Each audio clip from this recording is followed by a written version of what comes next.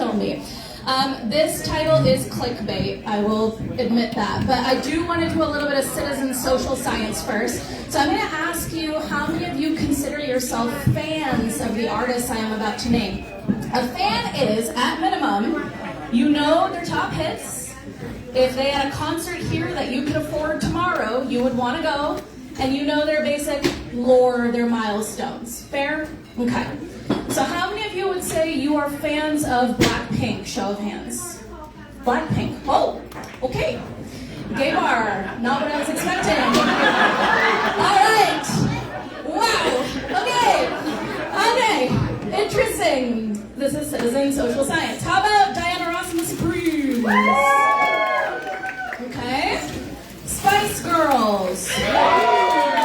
Okay. Pussycat Dolls. Okay, interesting. Destiny's Child. All right. TLC. Fifth Harmony. Fascinating. I'm going to throw in two more. Cat's Eye. Yeah. What? Okay, Cheetah Girls. Fascinating. Okay, this is very interesting. Well, science. Now we know. Well, I have one more question. How many of you are fans of Little Mix? Woo!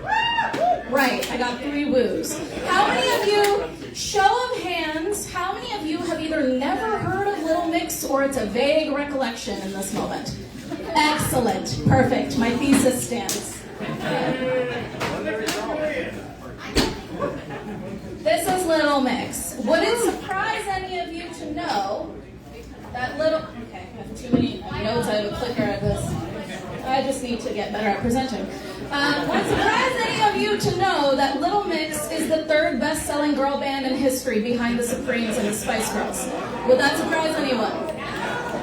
Would it surprise any of you to know that they have 2 songs in the top 10 best-selling girl band songs of all time? Behind, by the way, If You Want to Be My Lover, literally right there. Would it surprise any of you to know they are the first girl group in history to achieve 1 billion streams on Spotify and 1 billion views on YouTube? Yes? Color you shocked?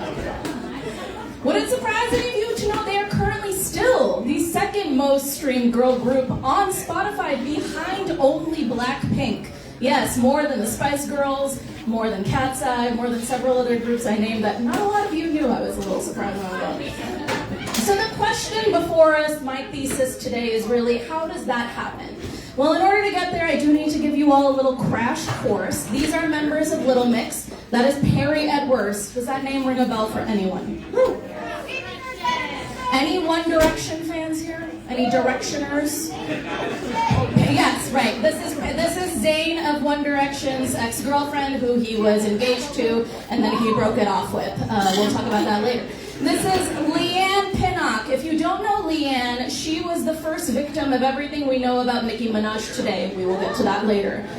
This is Jade. She's a legend, and I love her deeply. And this is Jessie Nelson. Some of you who are chronically online might know Jessie Nelson as the Balegde meme, if anyone is on the internet. Little Mix, let's see, where am I? Okay, so Little Mix got their start on a TV show called The X Factor. Okay, if any of you have not watched The X Factor is a singing competition based in the UK. It is a Simon Cowell production. You do not need to know Simon Cowell to know you know Simon Cowell, because he also did American Idol and Got Talent, among many other things. And a fun fact about Little Mix is that they are literally Destiny's Child, in that they auditioned for the show as individual singers, but they did not make it through. And it was actually Kelly Rowland of Destiny's Child, who was a judge on the show, who saw their potential as a girl group and suggested, why don't you guys get together, audition as a girl group, and go through the show. They were all strangers before this, but they said yes. And so we formed Little Mix. Little Mix actually go on to win the X Factor in 2011, and as part of the contract of the show, they immediately signed with Simon Cowell's record company, Psycho Records. We're going to talk a lot about Psycho Records today. But that is part of the contract of the show. If you win, you get a record deal with Simon Cowell's company. And immediately after winning, they dropped their first single, Wings. That is a UK #1 song. It also charted in the top 40 here in the United States. You might not recognize it, but it was big here. This is Wings. Okay. Now, over the next several years, Little Mix goes on to have 5 UK #1 singles. They have record views on YouTube and Spotify. They tour with Ariana Grande on her Dangerous Woman tour, Demi Lovato with Neon Lights, and Taylor Swift's 1989 tour.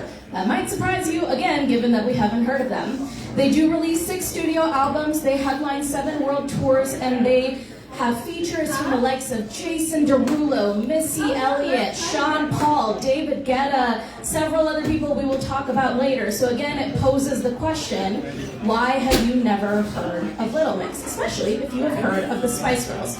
To answer that question, I do need to give you 2 important pieces of context.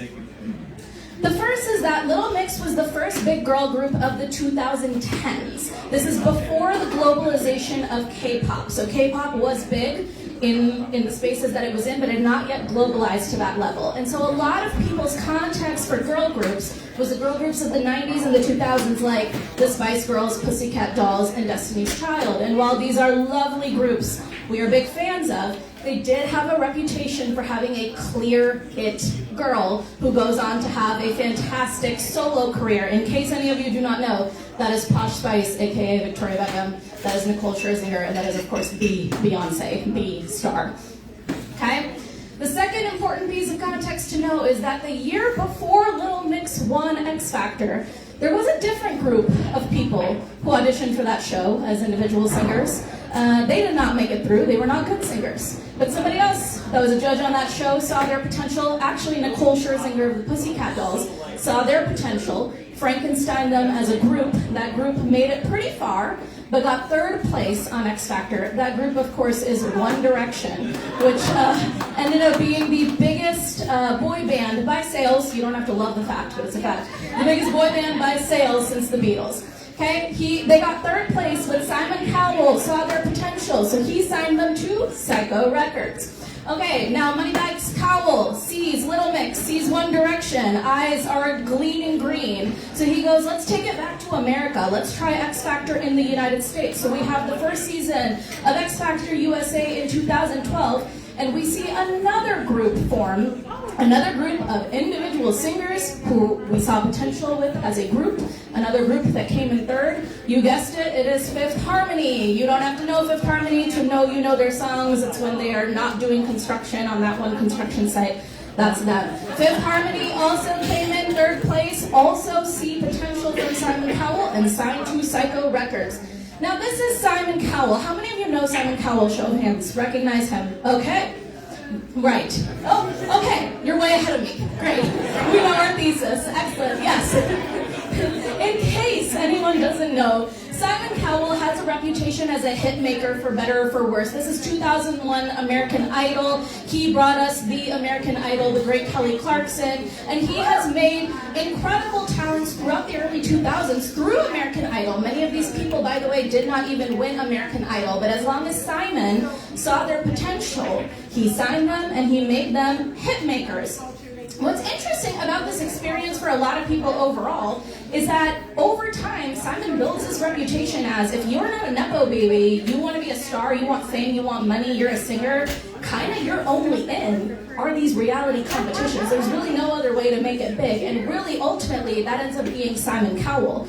You're going through the early 2000s, you see he's making hits, but American Idol is dwindling. But then he goes and he signs the biggest boy band in history on the X Factor. So that's all to say, if you're a young person, you want to sing, you want to be a star, you want fame, chances are you are desperate for Simon Cowell's approval.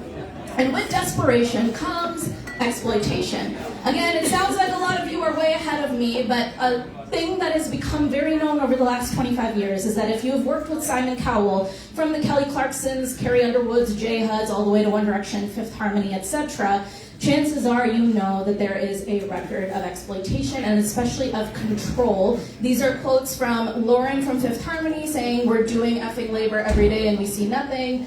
This is a quote from Zayn from One Direction. basically saying that he asserted control over his food because he had no control everywhere else. This is Liam Payne from One Direction, who often said, the late Liam Payne often said he struggled with control. So that's all to say that this is the environment Little Mix was operating in. But Little Mix had a bit of a different style. Not to say that these folks didn't push back, but Little Mix, let's just say, pushed back harder. Over the years, Little Mix was very clear that they did not want a clear front runner in their group. Again, in contrast to the girls of the early 2000s, even though they were minors on a TV show being signed by Simon Cowell, they were consistently saying no one is the lead, no one's going solo, no one's going to cultivate this brand, this reputation. This was especially important from Perry.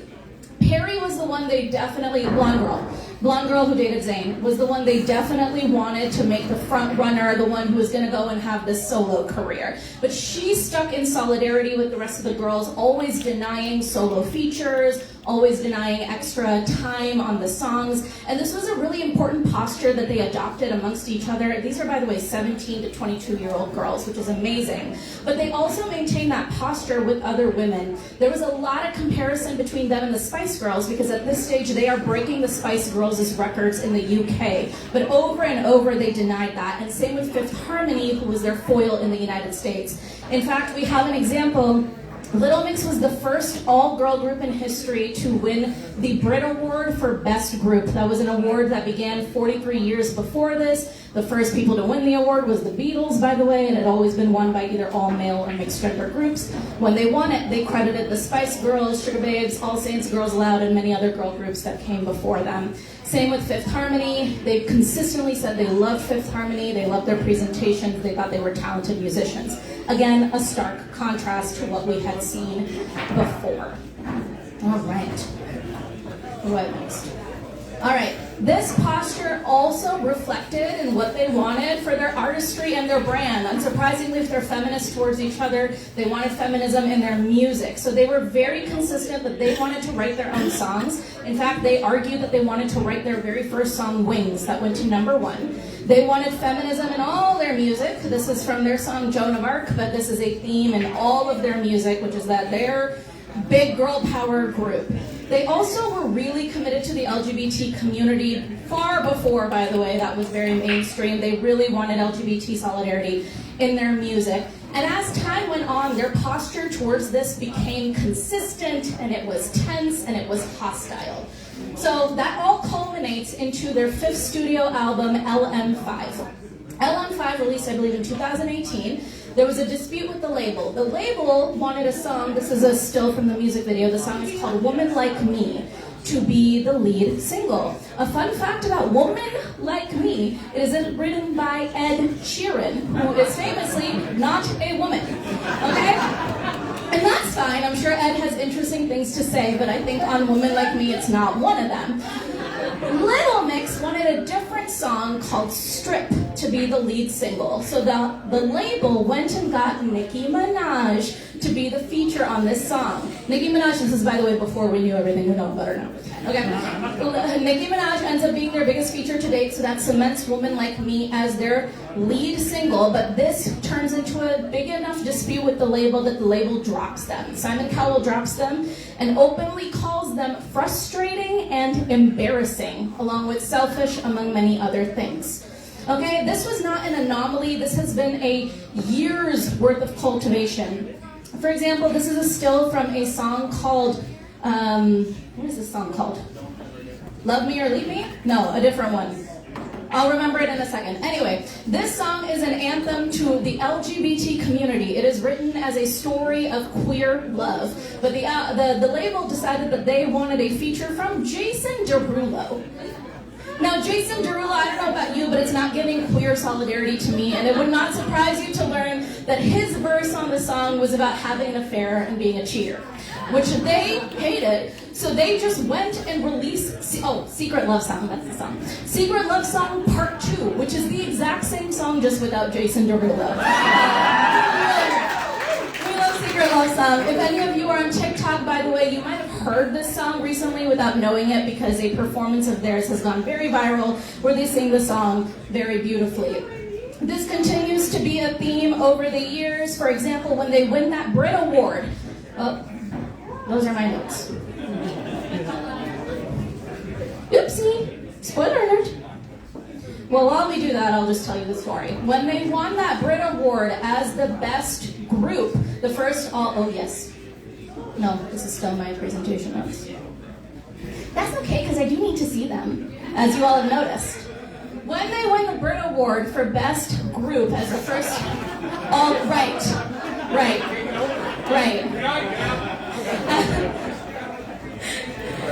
Yay! So when they win the Brit Award for the best, oh no, I'm ahead of myself. On the topic of the song before, Strip, this was the song that they wanted to release as their lead single. This song is all about celebrating body diversity. They ended up releasing a music video where it's everyone makeupless, clothesless, a celebration of the women in their lives. They're all in the music video, stripped. Okay, professional UK troll Piers Morgan, ring a bell? Okay, we're familiar with Piers Morgan. Piers Morgan, ever the commentator on women, decided to say that he thinks that this is fake feminism, that it's just a different version of selling sex. So Little Mix, of course, publicly called him a twat, a loser, and an idiot on a radio show. That's kind of the vibe we're getting. Again, when they win the Brit Award for Best Group as an all-girl group, and they credit all the other women that came before them. Noel Gallagher of Oasis. Anyone know Oasis or Noel Gallagher? Yeah, Noel Gallagher was like, they don't write their own music, and then he tried to say that basically they won because they're women and they wanted diversity. So of course Jade said it's really funny because we're the most successful girl group in the country, but he's not even the most successful performer in his family. Referring, of course, to Liam Gallagher. We also learn over the years that they were particularly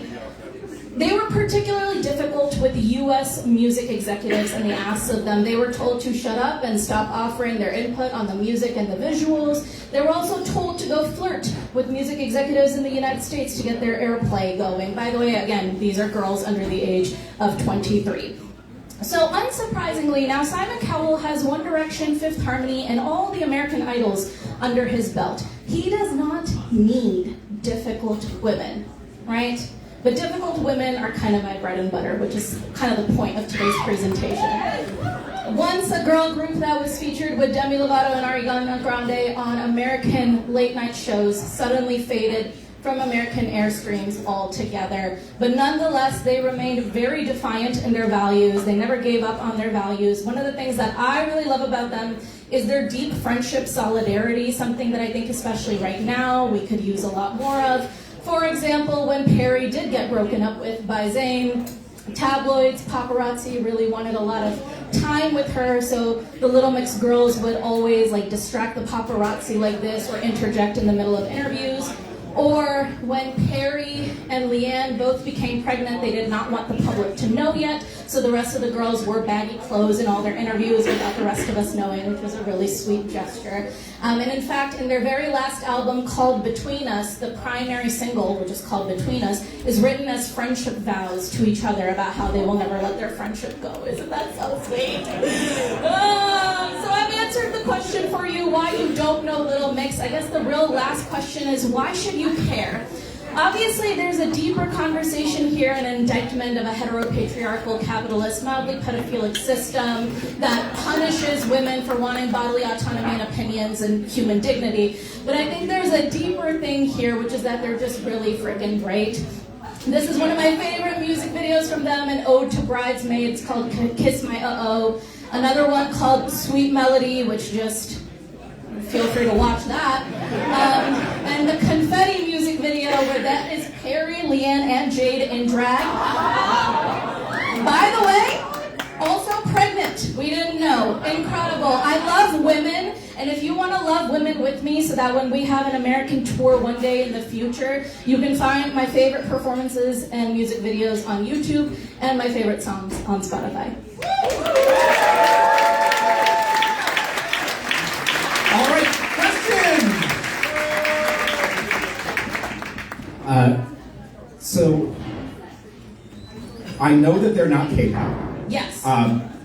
But to what extent do you think they inspired the girl group in K-pop Demon Hunters? That is such an interesting question, because a fun fact about all three of the remaining members of Little Mix is that they have all written on K-pop songs with the likes of Blackpink, Le Sserafim, whatever. I don't know how much they influenced K-pop Demon Hunters specifically, but I do know is that they played a big role in K-pop today. Good question. Going for myself here, I'm not a big fan of the girl group genre myself, but like I'm aware of most of all the other groups you mentioned, who are also big, and it just like mess with Simon Cowell and their competition. Well, can you talk a little bit more about why, despite being so huge and having so many strong fans, they haven't crossed that leap into the sort of group that ordinary people would be aware of their existence even if they didn't know anything else about them? Exactly. Right, a household name. I believe that they were fundamentally sabotaged by Simon Cowell. I believe he had Fifth Harmony in America and he had One Direction in the UK and all over the world. So he had no reason to work with a group of women who were giving him issues. And so over time, him and his friends in these record labels across the United States, I believe, decided to cut them from airways altogether. Over time, by the way, they were getting no press junkets. They weren't even getting invited to events in the United States. Jade, who all three of the girls have just gone solo in the last couple of years. By the way, they're still a band. They're just on a hiatus.